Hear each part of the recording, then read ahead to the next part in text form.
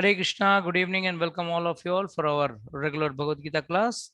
So already we are in the 16th chapter discussing verse number 7 और हम लोग ने दो सेशंस में हमने सिर्फ वर्स नंबर 7 डिस्कस किया है जिसमें कुछ असुरों के गुण वर्णित हैं।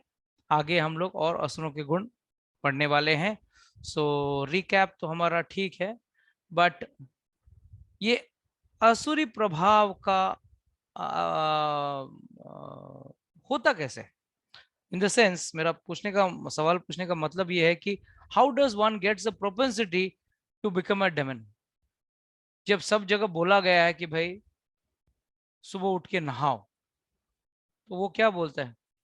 नहीं, मैं नहीं करूंगा। गलत चीज मत खाओ, नहीं वही खाऊंगा। हाँ, गलत चीज मत पियो, मैं वही पीऊंगा। सो क्यों? How is able to do it जब सारे दुनिया को रूल बताया गया है? जैसे आज जनरली दुनिया में है ना, लोग कुछ लोग हैं जो सिग्नल, रेड सिग्नल तोड़ के जाएंगे ही, चाहे कितना भी चालान क्यों ना कटे, बाय डिफॉल्ट। ये उनके अंदर का मैन्युफैक्चरिंग डिफेक्ट है। ऐसे 2 घंटा बैठ के दोस्त के साथ गपशप करेंगे, बट जब इधर से निकलना हो तो वो सिग्नल तोड़ के निकलेगा, और उसमें उनको बड़ा आनंद मिलता है। अरे क्या, हमसे बड़ा धुरंधर है ही क्या? इस दुनिया में कोई है हमसे बड़ा धुरंधर जो सिग्नल तोड़ के न निकल पाए? मैं देखो कितना शान से निकलता हूँ। और अगर चालान कट भी गया तो क्या, हर चलते ठीक है, इसमें क्या कौन सी बड़ी बात है? उसमें भी अपना ग्रेटनेस बताएंगे। So what does this actually happen? भगवान कहते हैं आचार्यगण कहते हैं, भगवत गीता में कहा गया है, और आचार्यगण बहुत अच्छी तरह से इसको एक्सप्लेन करते हैं कि अगर कोई बच्चा स्कूल जाता हो, सॉरी कॉलेज जाता हो, उसके अंदर क्या दिया गया है? एक छूट दी गई है, एक फ्री विल दिया गया है। और कैसा फ्री विल? जैसे कॉलेज में लेक्चर बंक करते हैं ना, निकर करते हो कि नहीं आप? कभी कभार, ठीक है, don't worry on recording, so don't worry, बोलना थोड़ा थोड़ा। सो जितने भी कॉलेज जाने वाले बच्चे हैं तो थोड़ा बहुत तो कॉलेज बंक करते हैं, और बंक करके पिक्चर देखने में जो आनंद आता है ना, बड़ा निर्मल आनंद। तो क्या बात कर रहे हैं, कॉलेज बंक करके पिक्चर देखना, कॉलेज बंक करके होटल में जाके बढ़िया दोस्तों के साथ खाना खाना, पता है रूल के अगेंस्ट है, बट वो रूल्स के अगेंस्ट करने में जो आनंद मिलता है ना, कहीं नहीं मिलता। Don't worry, you are also asur. So the point is, God has given us free will. मगर कोई बच्चा अगर साल भर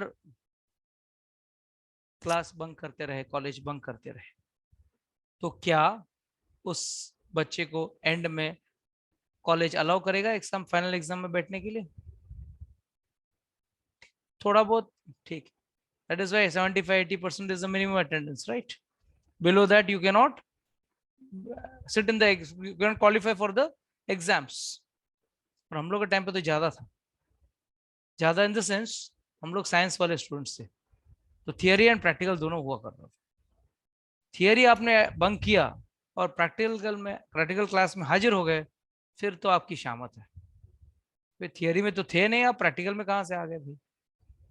और अगर 2-4 प्रैक्टिकल ज्यादा बंक कर लो ना, तो फाइनल एग्जाम में जो लड़का सबसे ज्यादा बंक करता है उसकी तो हालत खराब होती है। कोई प्रोफेसर हेल्प नहीं करेगा, कोई मदद नहीं करेगा। एम आई राइट और रॉन्ग? अरे सब कोई दूध से धुले हुए नहीं बैठे हैं यहाँ पे, बोलिए हाँ या ना। सब थोड़े थोड़े, यस प्रभु जी। सब पवित्र पापी है ना, थोड़े थोड़े पवित्र पापी है ना यहाँ पे।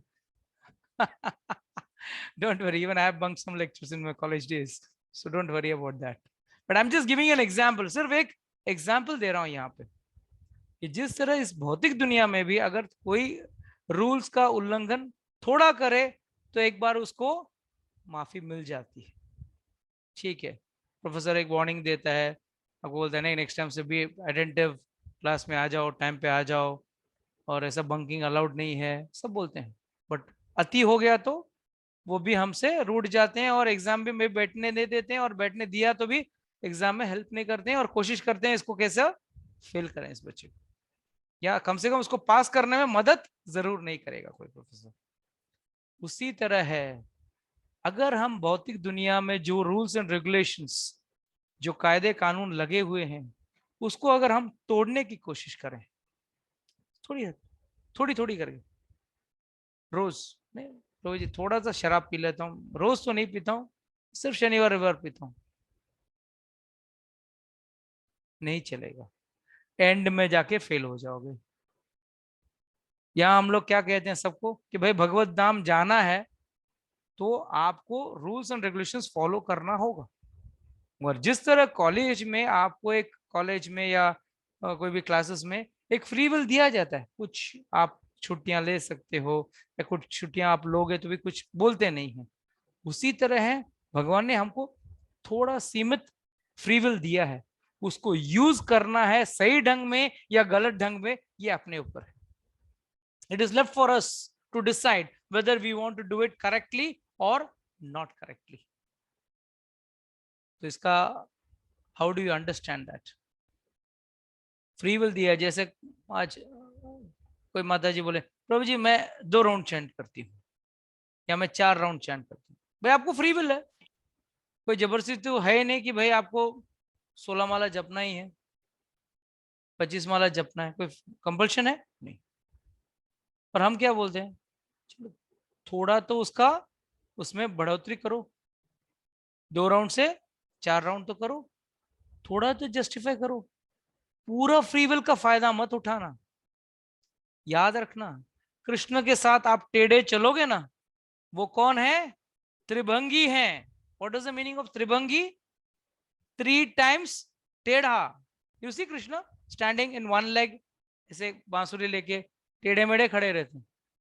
तो याद रखना, आप अगर थोड़ा करोगे ना तो कृष्ण भी बोलेगा अरे वाह। आप जितना टेढ़ा बनोगे ना उससे 3 गुना टेढ़ा कृष्ण है। तो टेढ़े के साथ टेढ़ा मत रहना, टेढ़े के साथ आप थोड़ा टेढ़ागिरी करोगे ना वो ज्यादा टेढ़ागिरी करेगा आपसे। So it's better that you don't break the free will, जितना हो सके सीमा में रहना। आपको एक फ्री विल, हिंदी में क्या बोलेंगे फ्री विल को माता जी, हिंदी में क्या बोलेंगे? व्हाट वुड यू से फॉर फ्री विल? छूट दी हुई है। छूट दी हुई, हाँ। जैसे कॉलेज में एक छूट दी हुई है ना, एक आध कॉलेज महीने में 1 आध 2 लेक्चर आप बंक कर लो, चल जाता है, ठीक है, कोई कुछ नहीं बोलता है। मगर उस छूट का गलत उपयोग करोगे, 1 महीना ही कॉलेज नहीं जाओगे और रोज घर से निकल जाओगे और कॉलेज के नाम पे कहीं होटल में या कहीं पिक्चर हॉल में या कहीं ऐसे इसमें जाके टहलोगे, तो क्या होगा? फेल ही होना है ना। तो आप उस एग्जाम में कैसे पास होगे? हमारे क्लास में एक लड़का था, रोज स्कूल से निकल जाता था, I am talking of school की बात, काफी बड़ा रिपीटर था, मतलब काफी साल फेल हो चुका था। और एक बार हमको पता चला यार ये घर क्लास में आता ही नहीं, स्कूल में आता ही नहीं, और रोज घर से निकल जाता था। घर से मम्मी बराबर डब्बा वब्बा पैक करके देती थी। I am talking of 9th standard 10th standard की बात बता रहा हूँ। रोज उसको पढ़ाई करने का मन ही नहीं था, तो सीधा बाहर जाता था, एक पार्क में जाके बैठ जाता था। मम्मी इतना पैसे भी नहीं देते थे कि जाके रोज पिक्चर देखे, तो एक पार्क में बैठ जाता था, कुछ खेलता था क्रिकेट, और वहीं माँ का दिया हुआ टिफिन जो डब्बा पैक किया वहीं खोल के खाता था। और बराबर स्कूल छूटने का टाइम जो होता था उस टाइम पे घर पे पहुंच जाता था। माँ सोचती थी ये लड़का स्कूल जा रहा है, he misused his free will. SSC भी क्लियर नहीं किया उस लड़के ने। तो कहना मैं क्या चाहता हूं कि आपके अंदर भी वो छूट दी गई है कि भाई आप 2 माला करो, न करो। माला नहीं करोगे तो भी भोजन तो मिल रहा है ना सब, किसी को भोजन रोका है भगवान ने? नहीं रोका। मगर क्या रोकेंगे?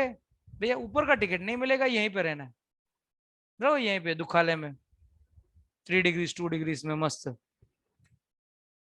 अपने आप को सेकते रहना और गर्मियों में झुलसते रहना, है ना।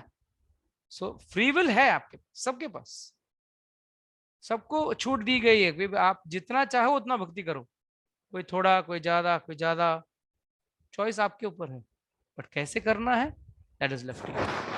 सो फ्री विल, छूट का इस्तेमाल जरूर करना, मगर दुर दुर क्या व्हाट डू यू से, मिसयूज, व्हाट डू यू से फॉर हिंदी मिसयूज? दुरुपयोग। दुरुपयोग, दुरुपयोग मत करना आप उसका। दुरुपयोग करोगे तो बहुत भारी पड़ेगा। भारी क्या, एंड में बस जाके यहीं पे इसी धरती पे रहना है। और इस धरती पे कौन सबसे ज्यादा मिलते हैं आपको? असुर। Let's go to the next verse and read what does next verse say. Verse number, chapter number 16, verse number 8 ना माता जी? Yes, Mataji. Prabhuji, yes. 16.8. 16.8, right? एक मिनट।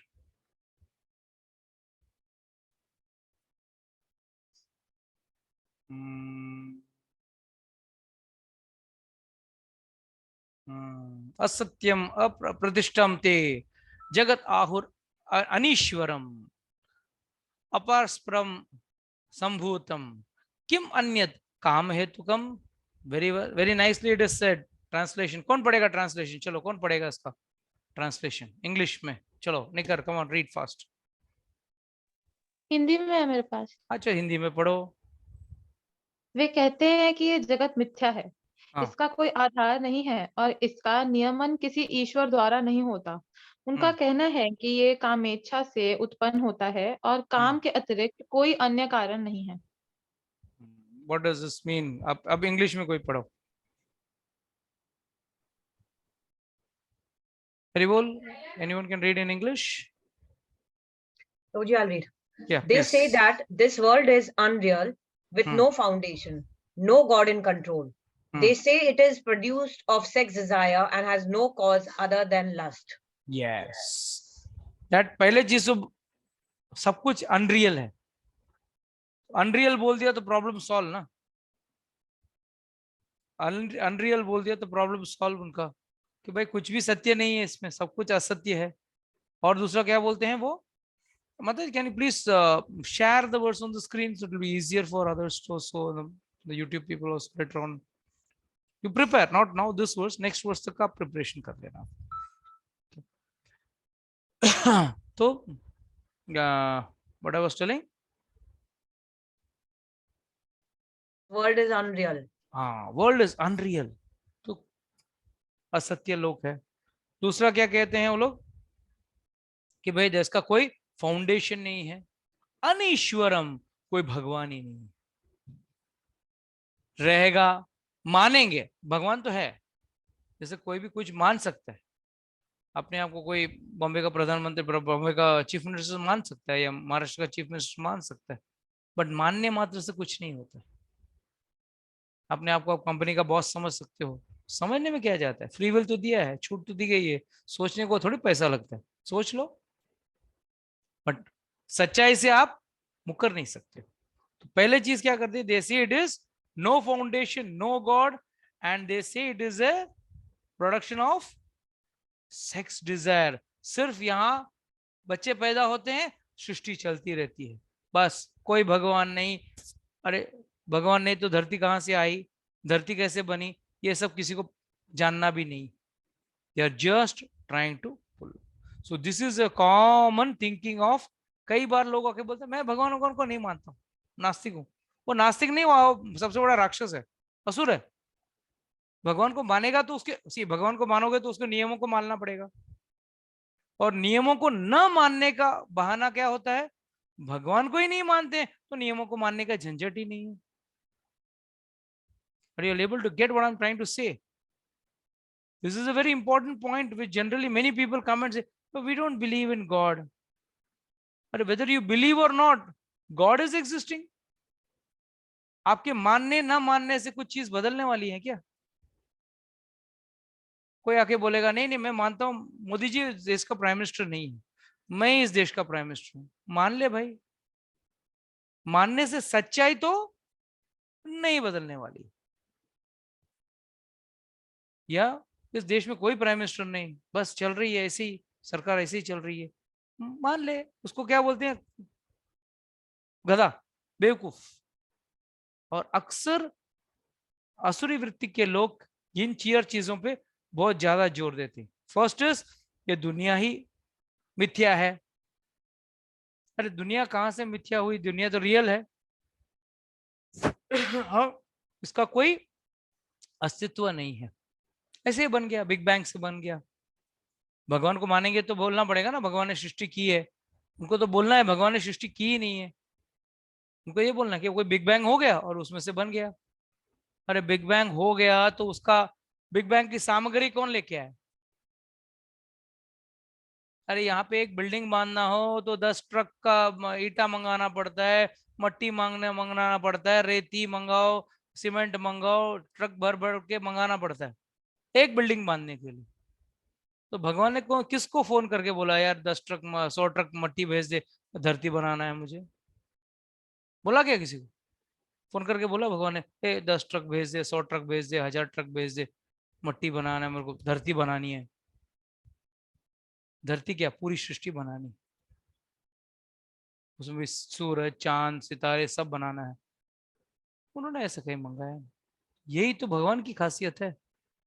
वह लोग क्या कहते हैं, भगवान को ना मानना है इसके लिए क्या बोल देना है, बस एक बिग बैंग हुआ। अरे बिग बैंग होने के लिए भी जो चीज से बिग बैंग हुई वो चीज कहां से आई? अक्सर एक joke, I give my this joke to generally to people. कहते हैं कि एक बार एक साइंटिस्ट और भगवान के बीच में कंपटीशन लग गया। What is the Hindi word for competition? प्रतिस्पर्धा। प्रतियोगिता। प्रतियोगिता। प्रतियोगिता, प्रतिस्पर्धा, जो भी बोलिए। मुझे दोनों का मतलब ठीक से मालूम नहीं, दोनों बोलिए। तो प्रतिस्पर्धा या प्रतियोगिता जो भी बोले, चैलेंज किए। तो साइंटिस्ट ने बोला जो तू कर सकता है मैं कर सकता हूँ, भगवान को बोले। तो भगवान बोले अच्छी बात है, बड़ी बात, बढ़िया बात है। तो एक काम करते हैं, दोनों कुछ ना कुछ करते हैं, उससे तय होगा कि कौन जीतता है कौन हारता है। ठीक है। पहले साइंटिस्ट ने बोला भगवान पहले आप ट्राई करो, बाद में मैं करता हूँ, आपका चांस पहला, आप तो हारना निश्चित है, इसके लिए मैं बोल रहा हूँ आप करो। Sir fine. इमीडिएटली भगवान ने थोड़ा मट्टी लिया, थोड़ा पानी लिया, थोड़ा वायु लिया, थोड़ा अग्नि लिया, ऐसे सब मिक्स करके फटक से एक जीव को तैयार किया। तो मनुष्य बोला साइंटिस्ट बोला इसमें कौन सी बड़ी बात, मैं भी कर सकता हूँ। अच्छा ठीक है। उसने भी थोड़ा कुछ साइंस में से कोई सेल वेल लिया, इंसान का गर्भ से एक सेल लिया और इससे सेल लिया। तो भगवान ने बोला रुक रुक रुक रुक रुक, तुझे जो भी करना है कर, पर पहला अपना सामग्री लेके आ। क्या बोला? अपनी सामग्री लेके आ। ये तो तू मेरी सामग्री से कुछ बना के थोड़ी अपना आपको साइंटिस्ट बोल सकता है। सामग्री किसकी है, तेरी है कि मेरी है? If I am using some chemicals to make something, what does this mean? इसका मतलब क्या है? क्या मेरी सामग्री है वो? किसकी सामग्री है? Who's the owner of the things? किसी और की सामग्री है। आज मैं कारपेंटर हूं तो मैं क्या कर सकता हूं, टेबल बना सकता हूं। तो टेबल कैसे बनेगा? लकड़े से बनेगा। क्या मैं लकड़ा निर्मित कर सकता हूं? Can I produce wood? No, I can take wood, लकड़ा ले सकता हूं और उसमें से मैं एक फर्नीचर बना सकता हूं, एक टेबल बना सकता हूं। इसके लिए शास्त्र में क्या कहा गया है? हर चीज को बनने के लिए दो दो कारण की जरूरत है, एक उपादान कारक और निर्मित निमित्त कार्य। उपादान कार्य और निमित्त कार्य। ये उपादान कार्य किसे कहते हैं? जैसे कि एग्जाम्पल, मटका बनाना है तो मटका बनाने के लिए सबसे बड़ी जरूरत चीज क्या है? पानी और मट्टी। मट्टी को आप घोल के मतलब what do you say, you make a paste of mud and then from that you make the pot, घड़ा उससे बनता है। मगर बनाता कौन है? एक कुम्हार बनाता है। या जैसे मैंने एग्जाम्पल दिया, लकड़ा आप लेके आते हो तो वो बनता है उपादान कार्य, और निमित्त कार्य कौन हुआ? जो कारपेंटर है वो बनाता है, वो है निमित्त कार्य। तो दो कार्य हो गए, दो कारण हो गए। जिससे आपका एक टेबल बनाने के लिए 2 लोगों की जरूरत है, लकड़ा और लकड़ा, खिल्ली, मतलब ऑल जनरल इंग्रेडिएंट्स। बट भगवान में और हम में क्या अंतर है? यही सबसे बड़ी अंतर है। उनको ये पूरी सृष्टि बनाने के लिए उपादान कार्य भी वही थे और निमित्त कार्य भी वही हैं। भगवान ने मट्टी कहीं से ऑर्डर नहीं किया, कहीं से भगवान ने मट्टी, पानी, हवा कहीं से ऑर्डर करके यार भाई 100 सिलेंडर हवा भेज दे, उसमें भी hydrogen 50 cylinder, 100 cylinder 25 cylinder oxygen के, ऐसे तो नहीं बोला, सब बना दिया ना भगवान ने अपने आप। So you have to understand this.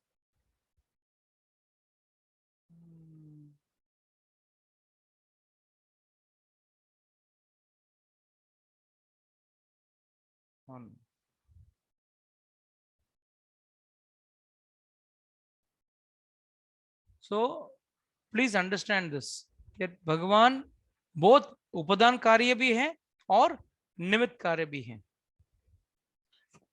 बस इसके विपरीत मनुष्य सिर्फ निमित्त कार्य बन सकता है, उपादान कार्य के लिए कहीं ना कहीं ही has to depend on God. से कोई बिल्डिंग बना लिया तो ईटा ये सब कहां से आता है? भगवान के स्रोत से आता है। So this is what is the first difference you have to understand. What is the second difference? Lord is saying there is no foundation, no God. भगवान ही नहीं है, झंझट ही नहीं। असुर असुर ये सोचता है कि भगवान नहीं है। And it is a production of sex desire and no other cause other than lust. सिर्फ मनुष्य बच्चे पैदा करता है, उससे दूसरी पीढ़ी आती है, उससे तीसरी पीढ़ी, उससे चौथी पीढ़ी, बस काम और भोग का वजह से ये सृष्टि चल रही है। बस इसी पे वो लोग अंत कर लेते हैं। Let's go to 16.9।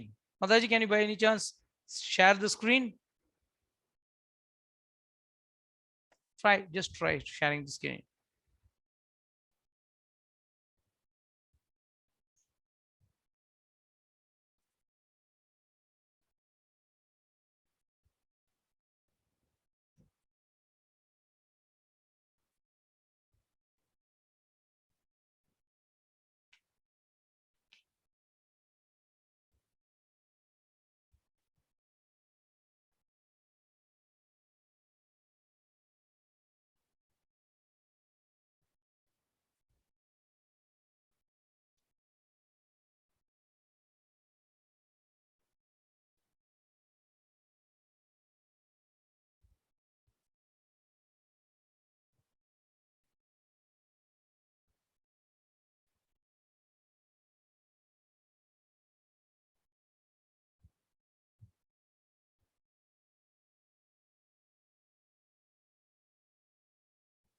Why are you going to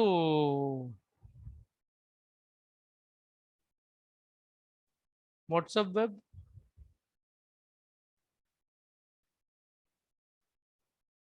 I'll just read it out from you.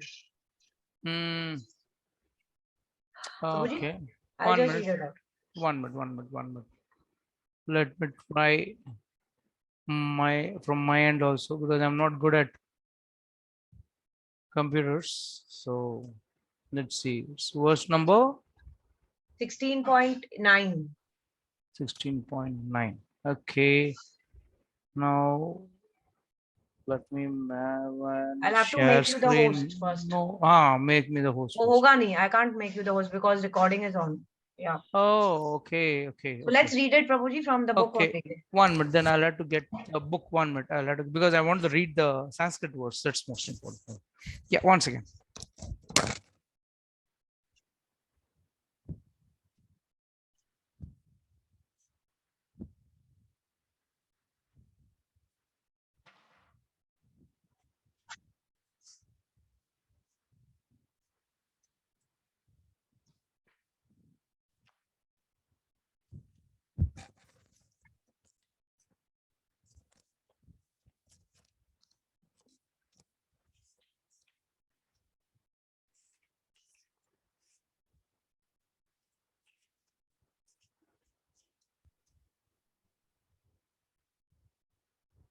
Yes, 16.9.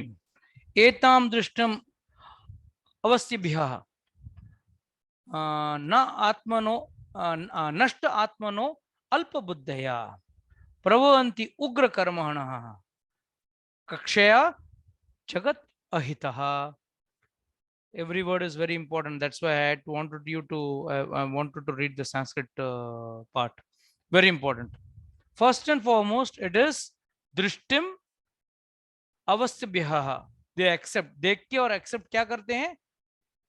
नष्ट आत्मनः. वो लोग का लक्ष्य, जीवन का लक्ष्य ही गुम है. और जीवन का लक्ष्य गुमने से क्या होता है? आदमी का आत्मा जो है उसका नष्ट होता है. प्लीज रीड द ट्रांसलेशन माताजी before we go, so that will be easier for them. Nikar, first read the Hindi and then yes, Prabhuji. yeah, or no, first let Nikar read it in Hindi and then you read it in English. Yeah, so both the people can understand. Yeah. ऐसे निष्कर्षों का अनुगमन करते हुए असुरी लोग, जिन्होंने आत्मज्ञान खो दिया है और जो बुद्धिहीन हैं, ऐसे अनुपयोगी एवं भयावह कार्यों में प्रवृत्त होते हैं, जो संसार का विनाश करने के लिए होता है. Yes. Yes. Following- Mataji, please in English. Following such conclusions, the demoniac who are lost to themselves and who have no intelligence engage in unbeneficial, horrible works meant to destroy the world. Yes. पहला तो नष्ट आत्मनो अल्प बुद्धया. ये तो कम बुद्धि वाले हैं. भगवान ने क्या बोल दिया इनको? कम बुद्धि वाले बोल दिया है. और प्रभवन्ति उग्र कर्मणः. उग्र कर्मणः मतलब गंदे खराब कार्य. उग्र मतलब no, it's very dangerous work. Dangerous कार्य में लग जाते हैं. एंड क्षय जगत अहितः. जो जग के लिए हित नहीं, अहित कार्य है. Like for example, if you have heard about Hitler. Hitler ने क्या किया? कौन सा जग का हित का कार्य किया कि अहित का कार्य किया? और उग्र कर्म किया. क्या उग्र कर्म किया? पूरी दुनिया को युद्ध में घुमा दिया. आप देख रहे हो आजकल आतंकवादी जो आते हैं, एकदम साधारण कॉमन मैन जो बेचारा रोजमर्रा की जीवन जीना का कोशिश कर रहा है, उसको जाके गोली मार देते हैं. इसको क्या कहते हैं? उग्र कर्म. और जग के लिए अहित कार्य है. ये हित वाला कार्य नहीं, अहित वाला कार्य है. उससे व्यक्ति मरता है, उसका परिवार पूरा नष्ट हो जाता है. So many bad things are happening. So जो भी ये आजकल, जो आज या कल जब भी आप कोई आतंकवादी कार्य देखो, चाहे देश में हो या विदेश में हो, उसको एक ही व्यक्ति को समझना है. ये भगवान के भगवत गीता के हिसाब से वो क्या हुआ? एक आसुरी व्यक्ति हुआ. तो पहले चीज तो वो खुद का तो जीवन बिगड़ता ही है, तो जीवन का कोई लक्ष्य भी नहीं है उसका. और ऊपर से उग्र कर्म में लगा हुआ है. और वो ऐसे उग्र कर्म में लगा हुआ है जिससे दूसरों का अहित हो, जग का अहित हो, जब से उन लोगों को परेशानी हो, उन लोगों को तकलीफ हो. तो ऐसे व्यक्ति को कहा गया है असुर. Now let's go to the verse number 10. आज इस टॉपिक को खत्म करना है मुझे, तो मैं जरा जल्दी जाऊंगा, आराम से नहीं, जल्दी खत्म करूंगा.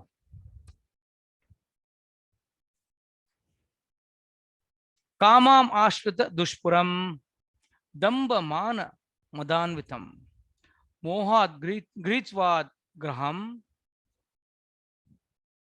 प्लव अंते असुचि व्रतः. Very important. इसमें भी कुछ वर्ड्स हैं जो अपने को समझना है. इन चीजों को पहचान. एक्चुअली ये चीज को पढ़ने की क्या जरूरत है? मेन पढ़ने का वजह यही है कि हमको अगर आइडेंटिफाई तो करें कि ये असुरी गुण हमारे अंदर तो नहीं है, और है तो निकाल सकते हो. और अगर किसी और व्यक्ति में ऐसे बुरे गुण दिखें तो इससे जरा दूर ही रहना चाहिए ऐसे लोगों के साथ. Yeah, Nikhar, read the Hindi translation first. कभी ना संतुष्ट होने वाले, काम का आश्रय लेकर तथा गर्व के मद एवं मिथ्या प्रतिष्ठा में डूबे हुए आसुरी लोग हम इस तरह मोहग्रस्त होकर सदैव क्षण भंगुर वस्तुओं के द्वारा अपवित्र कर्म का व्रत लिए रहते हैं. Very good. Yeah. Taking shelter of insatiable lust and absorbed in the conceit of pride and false prestige, the demoniac, thus illusioned, are always sworn to unclean work, attracted by the impermanent. एक तो गंदे कार्य करते ही हैं, और कैसे गंदे कार्य करते हैं?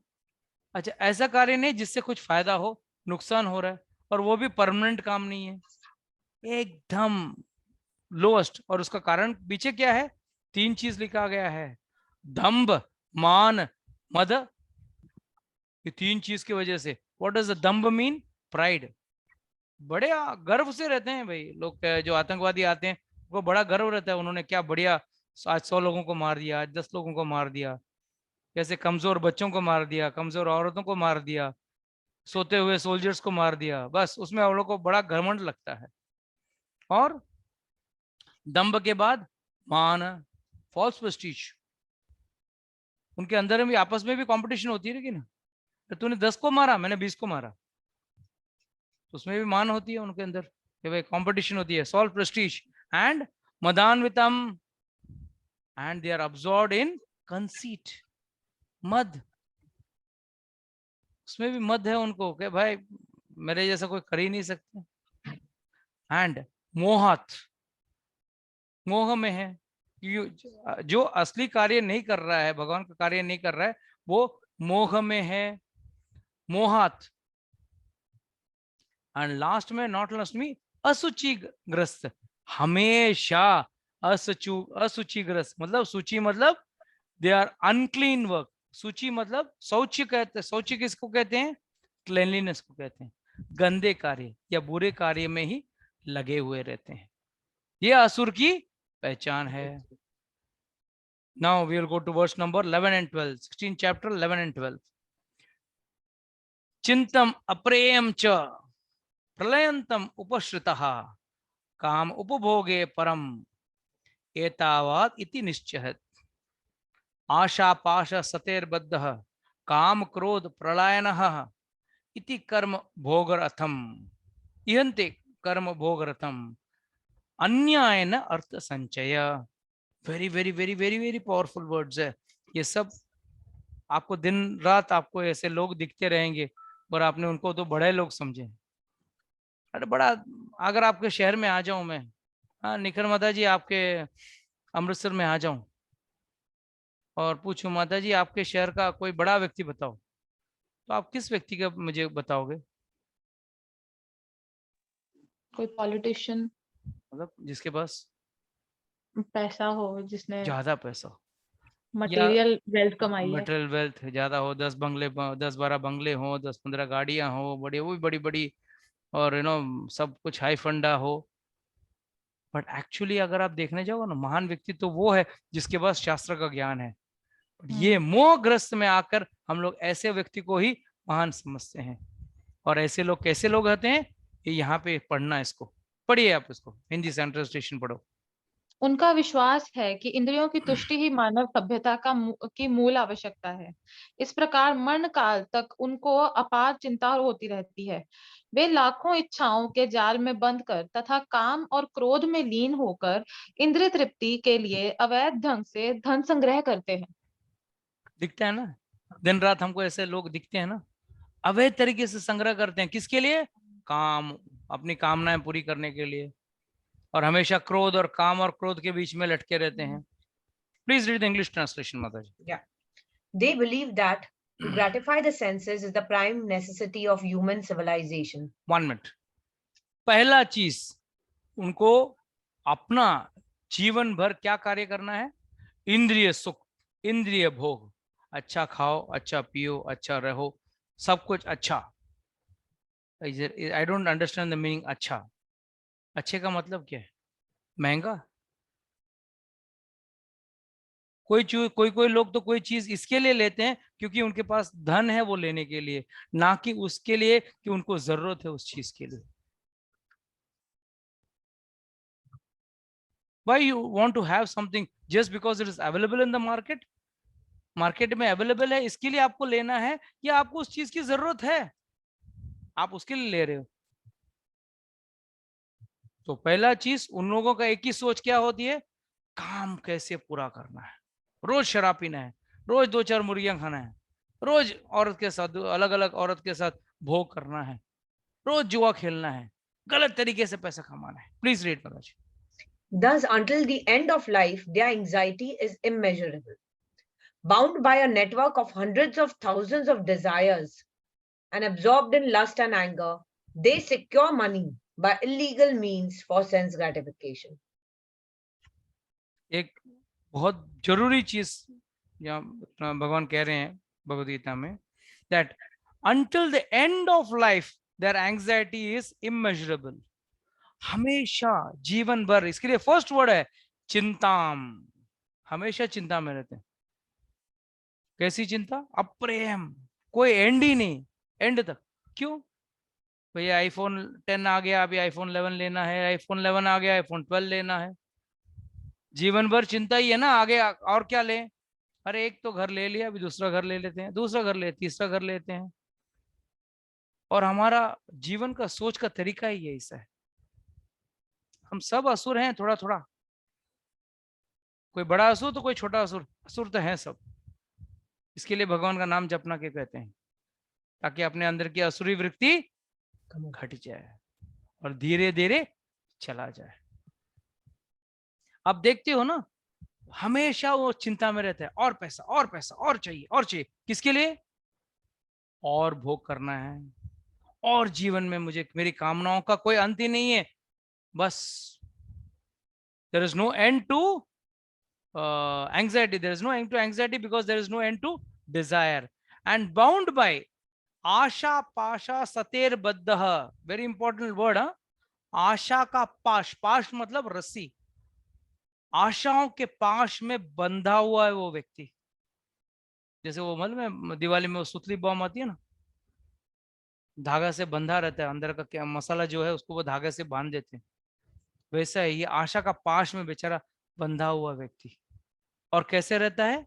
हमेशा काम और क्रोध में रहता है। काम और क्रोध में क्यों रहता है? Can anyone explain? काम और क्रोध क्यों रहता है?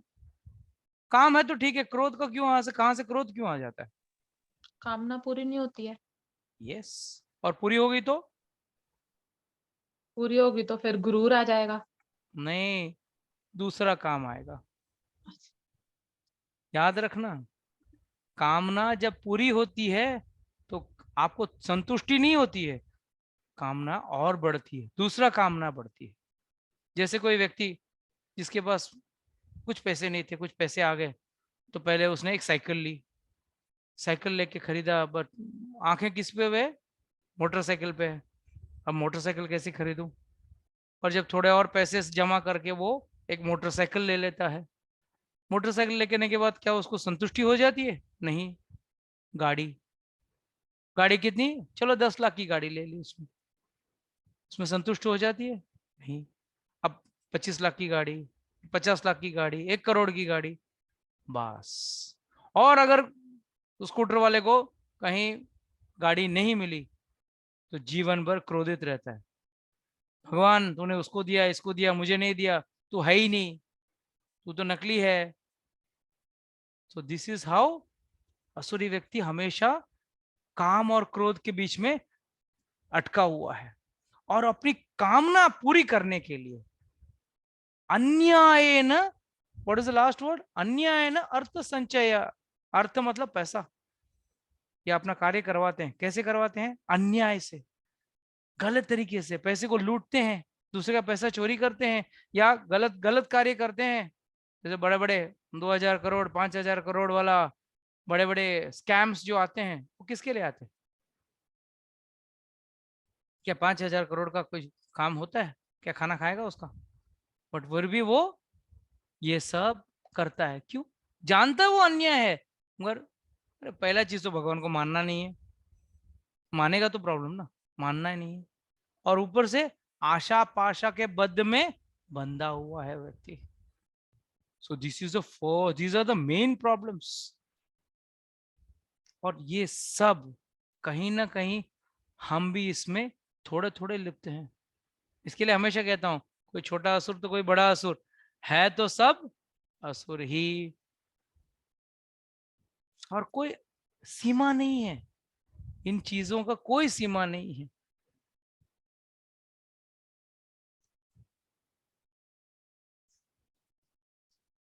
कर्म भोग अर्थम, कर्म भोगने के लिए आदमी गलत तरीके से पैसा उठाता है। कई लोगों का पैसा लगे कोई भाग जाता है। कई बार हम सुनते हैं, अरे भाई उसने तो इतने पैसे उधार लिए मार्केट से, क्यों? बस उसको गाड़ी खरीदनी थी। कई लोग भोग चीज की वजह से फॉरेन घूमने जाने के लिए लोन लेते हैं। क्या जरूरत है?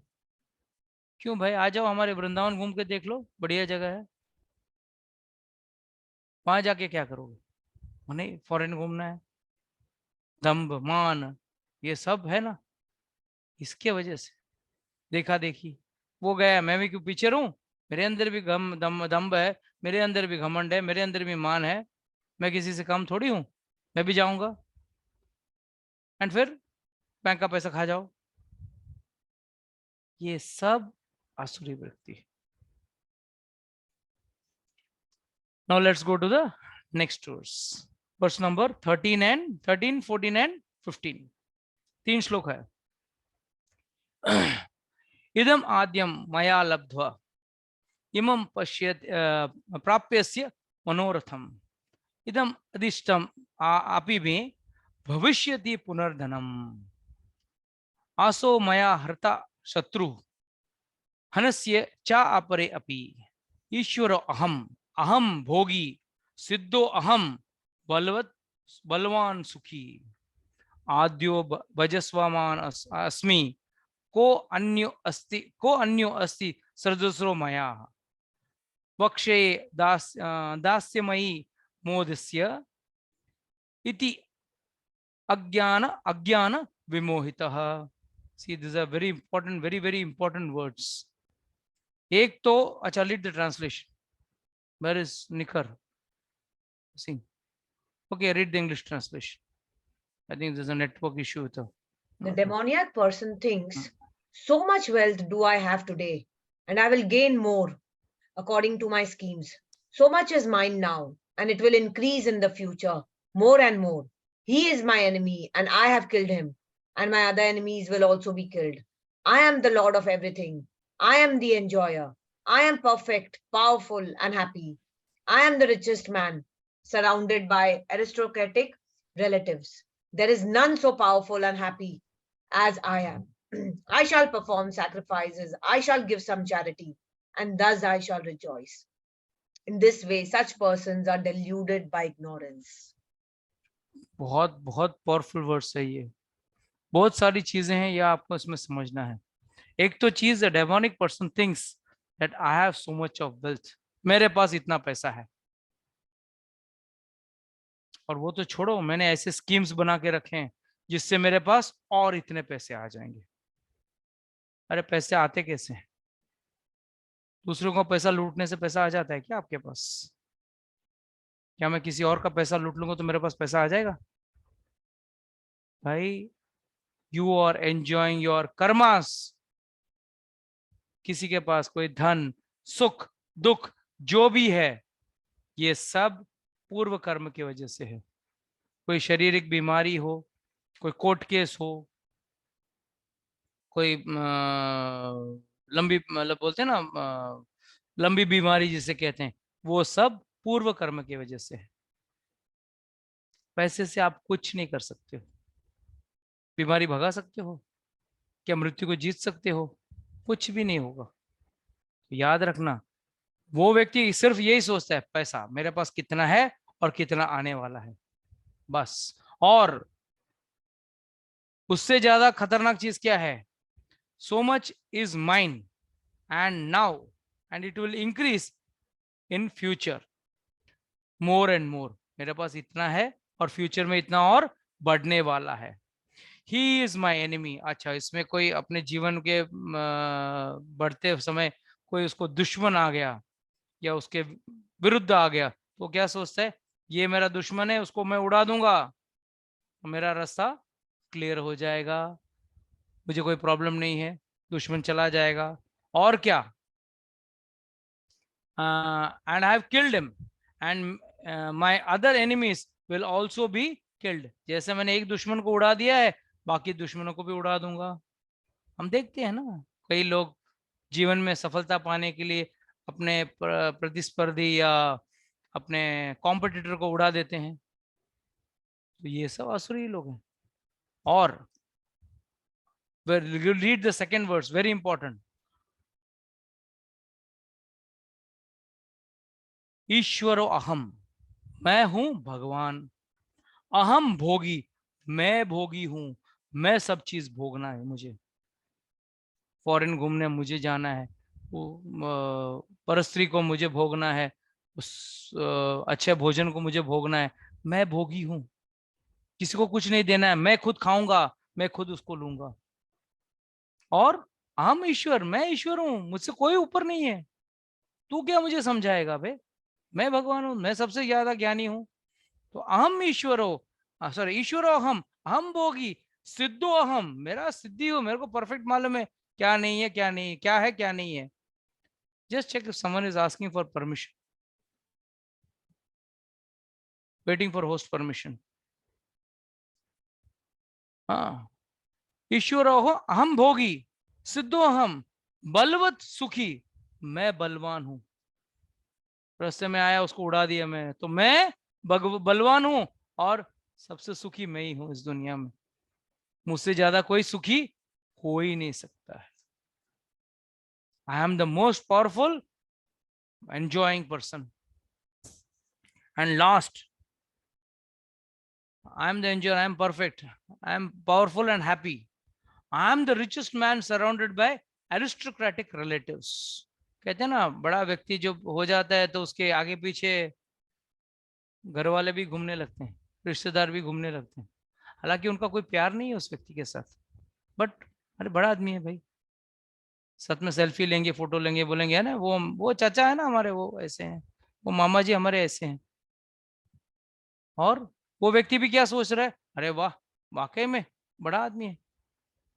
And last but not the least, the most important thing, he is thinking I am the richest, I am surrounded by aristocratic relatives, there is none so powerful and happy as I am. मुझसे कोई सुखी या मुझसे कोई ताकतवर इंसान नहीं है। सब अपने आप को सोच रहा है, वो है नहीं, वो अपने आप को सोच लेता है। और सबसे last but nose the important, I shall perform some sacrifice. I shall give some donations. कोई दान भी दे दूंगा। और दान भी देता किसके लिए? उसको लगता है उसमें भी अपना बड़प्पन है। कई लोग देते हैं, सोचते हैं दान देते हैं, और कई लोग तो उसको ऊपर है, दान ही नहीं देते। वो भी गलत है। दान किसके लिए देते हैं? दान देने का वजह क्या है? What is the reason we give donations? धन की शुद्धि के लिए, यानी जो किसके लिए? धन धन जो कमाए धन उसका की शुद्धि के लिए। Very nice. और फिर दक्षिणा क्यों कर देते हैं? सिर्फ हमारे सनातन धर्म में दक्षिणा है और कहीं भी दक्षिणा नहीं है ना? बात सही है कि नहीं? दान दक्षिणा रहते हैं ना दोनों। तो दान क्यों देते हैं, दक्षिणा क्यों देते हैं? वो कह रहे हैं, अपेक्षित प्रभु बोलते हैं कि धन हम धन की शुद्धि के लिए देते हैं, तो फिर दक्षिणा क्यों देते हैं? धन की अशुद्धि के लिए, वापस उसको अशुद्ध करके फिर शुद्ध करने के लिए। बोलिए।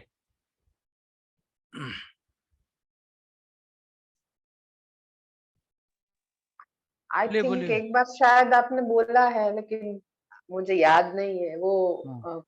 थोड़े से पाप कुछ कम हो जाए, पुण्य, अच्छा, पाप कम, समथिंग पाप लाइक कम दैट। करें मतलब? आई डोंट नो, मुझे हाँ, कुछ एग्जैक्ट याद नहीं है, लेकिन आपने एक बार बोला हुआ है। नो, लोग, अच्छा बात आपने छेड़ी बात। कई लोग का अंदर ये सोच रहता है, बाबा जी के पास लेके जाएंगे बच्चे को, और बच्चे के वो सिर के ऊपर से एक 20 का नोट घुमाएंगे और निकाल के बाबा जी को दे देंगे। तो क्या मतलब क्या है? बाबा जी को 20 रुपए में पूरा बच्चे का सारे पनौती उसको दे दिया। ये पाप पुण्य है ये। दिस इज नॉट, दान दक्षिणा उसके लिए नहीं होता है।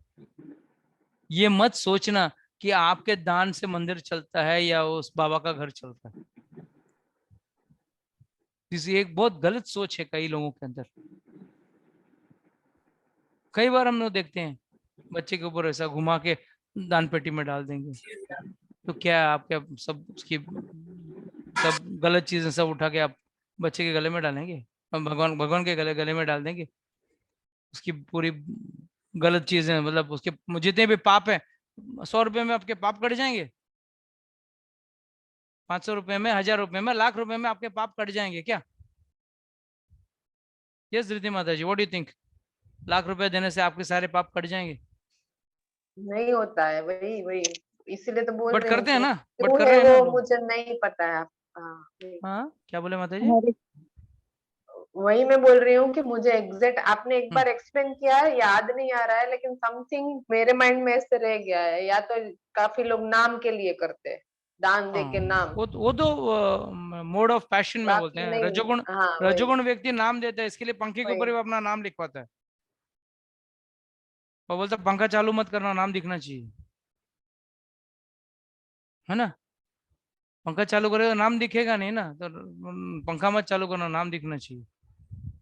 या कुर्सी देगा तो कुर्सी पे भी नाम लिखा रहेगा पीछे। अरे दिया तो दिया, बताने की क्या जरूरत है? ये तो रजोगुणी दान हुई।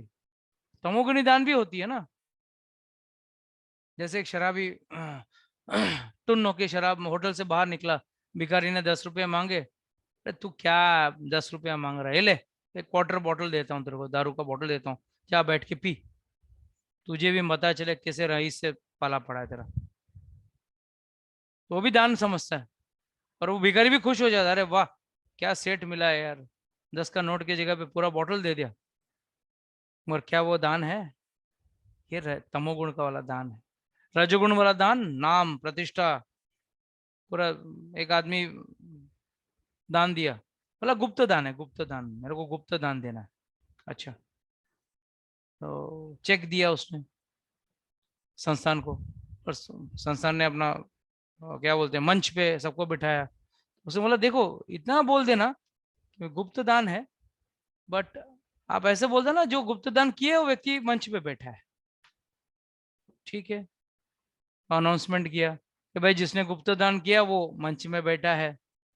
थोड़ी देर बोला, बोला एक ऐसा बोलना कि मेरा नाम मत लेना, वो जो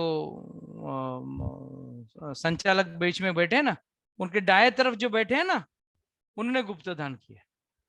मैंने नाम लिख लिया, गुप्त दान है। तो अनाउंसमेंट भी कर दिया, भाई वो जो बीच में जो सचिव बैठे हैं, उनके बगल में जो व्यक्ति बैठे हैं, उन्होंने गुप्त दान किया है। और फिर अगला दिन वो जो भी संस्थान के प्रमुख थे, वो चेक लेके बैंक में गए, तो बैंक वाले बोले पैसा नहीं मिलेगा। बोला क्यों? चेक पे सिग्नेचर ही नहीं है। गया वापस उसके पास, बोला आपने साइन नहीं किया। हम गुप्तदान में अपना सिग्नेचर नहीं देते हैं। क्या बोला हो? हम गुप्तदान में हमारा नाम नहीं लिखना चाहिए ना, गुप्तदान का मतलब क्या, नाम नहीं लिखना चाहिए ना, हम नाम ही नहीं लिखते। तो ये क्या, ये सभी लोग हैं दान करने वाले लोग बैठे हैं। तो याद रखना, दान, सतोगुण वाला दान कौन सा होता है? सही समय, सही व्यक्ति, और सही पात्र को, very important, right time, right place, right person, सही वक्त में देना चाहिए, सही व्यक्ति को देना चाहिए, और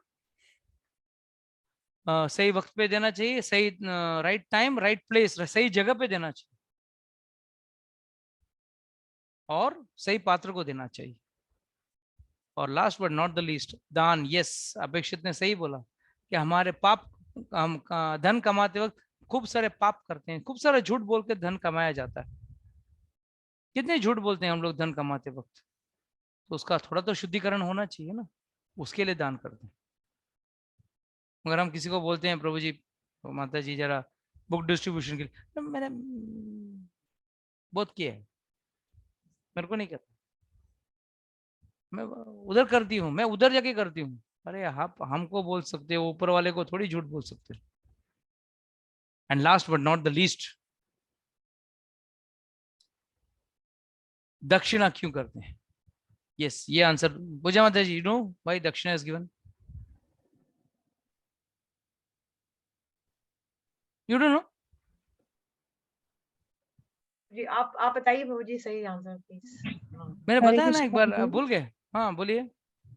हाँ प्रभु जी, दक्षिणा इसलिए देते हैं क्योंकि दान करने से अहंकार आता है, और अहंकार को काटने के लिए तो we fall in feet of the ब्राह्मणा, एंड वैसे अहंकार को काटते हैं, ऐसे आपने बोला था लास्ट टाइम। यस, ये भी पूरा 100% नहीं 90% बोल रहे हो आप।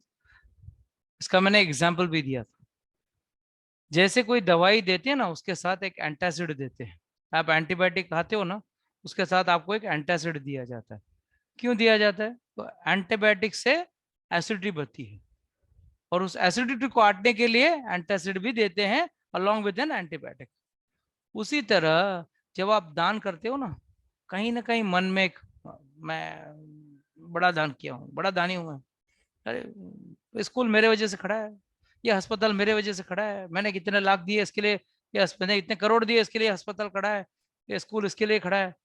तो ये घमंड चढ़ जाता है। तो ये घमंड जो है ना, वो एक साइड रिएक्शन है। जैसे एंटीबायोटिक का साइड, एंटीबायोटिक जरूरी है, एंटीबायोटिक बहुत जरूरी है, क्यों? बीमारी को ठीक करने के लिए। उसी तरह दान किसके लिए है? अपना धन को शुद्धि करने के लिए। बट ये शुद्धिकरण करते करते बीच में ना साइड रिएक्शन हो जाता है, और वो क्या हो जाता है? घमंड, अहंकार आ जाता है व्यक्ति के अंदर। अरे वाह, मैंने, अरे इतना लाख रुपए मैंने दान किया, इतना लाख रुपए मैंने डोनेशन किया है। कई बार लोगों को, लेने वाले को भी घमंड हो जाता है, मैंने इतना डोनेशन कलेक्ट किया हूँ। तो उसके एक साइड में रिएक्शन को निकालने के लिए भगवान क्या करते हैं? भगवान ने क्या, सनातन धर्म में, ओनली इन सनातन धर्म दिस इज देयर। आप बाकी कोई भी रिलीजन में चले जाओ, क्रिश्चियनिटी में चले जाओ, मुस्लिम में चले जाओ, किसी भी रिलीजन में चले जाओ, दक्षिणा का विधान नहीं है। दक्षिणा सिर्फ और सिर्फ सनातन धर्म में है। और वो किसके लिए है? ताकि वो व्यक्ति जिसको बहुत सारा घमंड है कि मैंने बहुत सारा पैसा दान में दिया है, वो व्यक्ति भी पैर में पड़े और उस ब्राह्मण के पैर पड़े और बोले कृपा करके आप इस धन को स्वीकार करो। गुरु के पैर पड़े और स्वीकार करके, प्रभु जी आप इसका स्वीकार करो।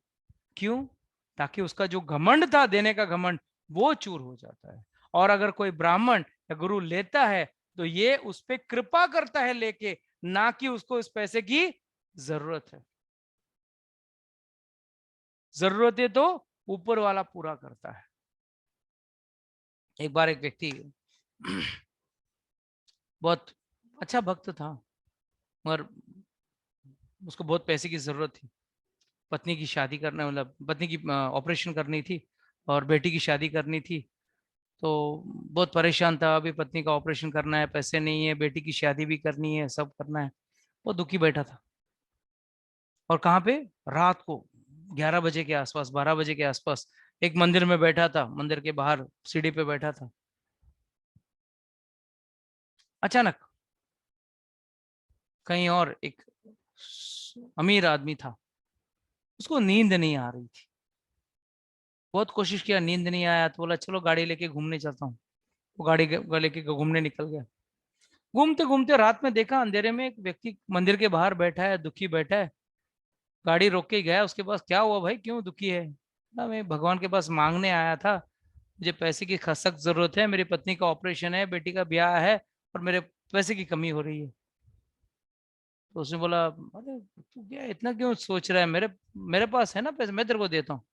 ने तुरंत अपने जेब में डाला, हाथ डाला, कुछ 50,000 रुपया निकाल के दे दिया उसको। बोला जा इसे पत्नी का ऑपरेशन करा ले। हाँ, शुक्रिया साहब, मुझे 40,000 की जरूरत थी, आपने 50,000 दे दिया, आप ये ऑपरेशन अच्छी तरह से हो जाएगा। तो तुरंत उस अमीर आदमी ने बोला, ले मेरा विजिटिंग कार्ड रख, ये पैसे भी अगर कम पड़े तो मुझसे मांग लेना। तो उसने क्या, व्यक्ति ने क्या बोला, नहीं मुझे आपके विजिटिंग कार्ड की जरूरत नहीं है,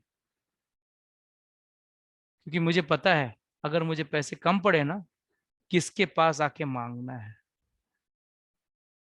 Whom should I come and ask? क्योंकि उस भगवान ने ही आपका नींद उड़ा के आपको यहाँ लेके आया है। तो वो व्यक्ति सोता था ना, अचानक उस दिन उस व्यक्ति को उस दिन नींद नहीं आया, और उसको मन भी किया चलो गाड़ी लेके बाहर निकलूं, और उसने मंदिर के बाहर देखा उस व्यक्ति को, और उसको उसने पैसे दिए। तो मुझे पता है अगर मुझे कुछ चीज की जरूरत है, मुझे किसी व्यक्ति के पास जाने की जरूरत नहीं है, वो भगवान जो है वो मुझे उस व्यक्ति को, किसी और व्यक्ति को मेरे पास लेके आएगा या उसी व्यक्ति को मेरे पास लेके आएगा। तो what do we learn from this? हम कई बार किसी व्यक्ति के नीचे झुक जाते हैं।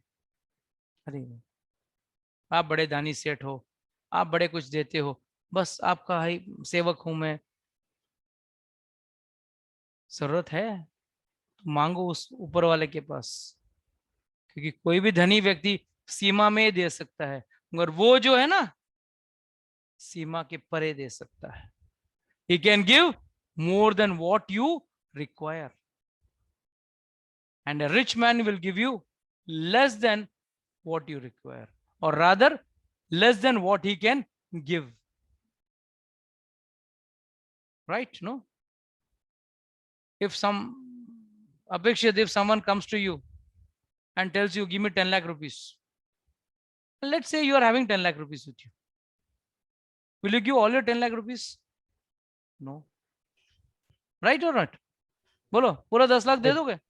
नहीं दोगे। मतलब है ही मेरे पास 10 लाख, मैं तुमको 2 लाख दे सकता हूँ ज्यादा से ज्यादा, 8 तो अपने पास रखोगे ना, अपनी बीमारी के लिए संभाल के रखोगे ना।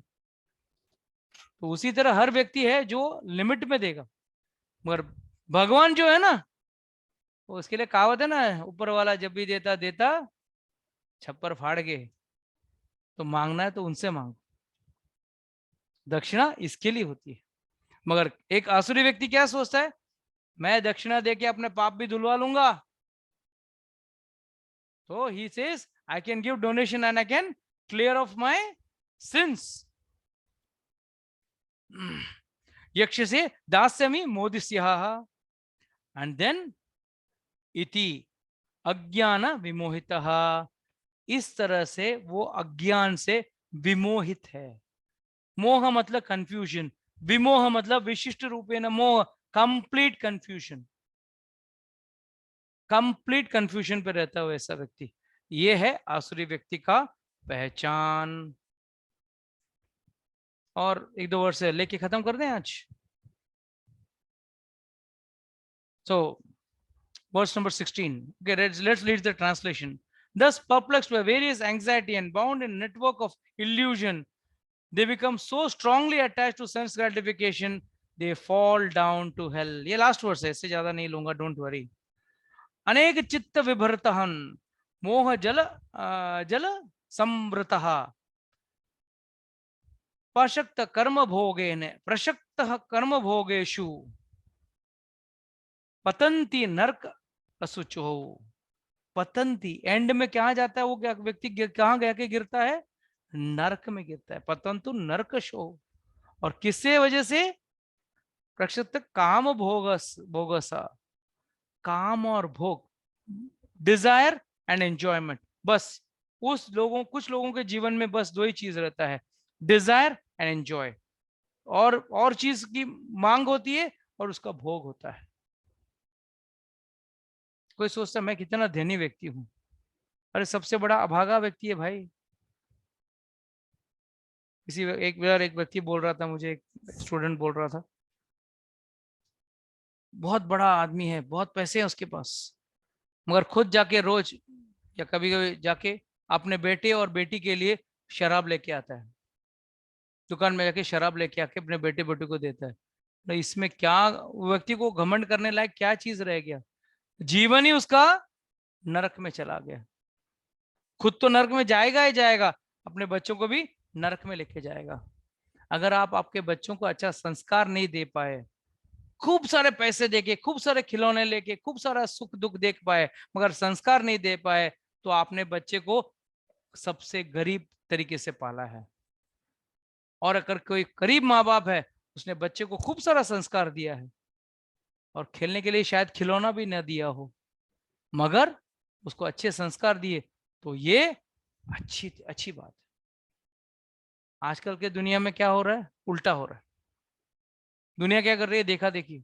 अरे आपका बच्चा कहाँ गया घूमने के लिए, आपका बच्चा कहाँ गया वेकेशन के लिए, मैं भी हमारे बेटे को उससे बेहतर जगह पे भेजूंगा या लेके जाऊंगा। अच्छी बात है, प्यार हर माँ बाप को करना चाहिए बच्चे के साथ, कोई गलत बात नहीं, पर साथ में संस्कार भी तो दो। कि वो एक चीज है संस्कार जो है जो अंत तक रहेगा। और ऊपर से एक सबसे बड़ी बात, उसको नरक में जाने से बचाएगा। नहीं तो अगर आपने बच्चे को संस्कार नहीं दिए तो क्या है, पतांती पतांती नरके, नरक में जाके पतन होगा, व्यक्ति का इतना पतन होगा, नरक में जाएगा। और नरक में जाने के बाद क्या कहानी खत्म हो जाती है? नहीं, फिर वापस 84 लाख योनियों में उसको भटकना है। 84 लाख योनियों में, कभी गधा तो कभी घोड़ा, कभी कीड़ा। And you know the best joke, इन सभी योनियों में आपके अंदर वो छूट नहीं है, कोई भी छूट नहीं है। इतनी सारी योनियों में कहीं भी छूट नहीं है, सिर्फ और सिर्फ मनुष्य योनि में छूट है।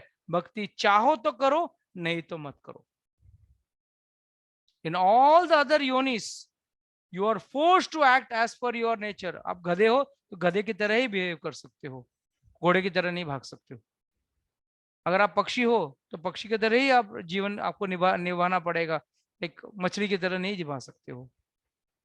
You have no other force, you are set in बोलते ना एक सीमित दायरे में आप फंसे हो। बट मनुष्य योनि में आने के बाद वो सीमा खुला हुआ है।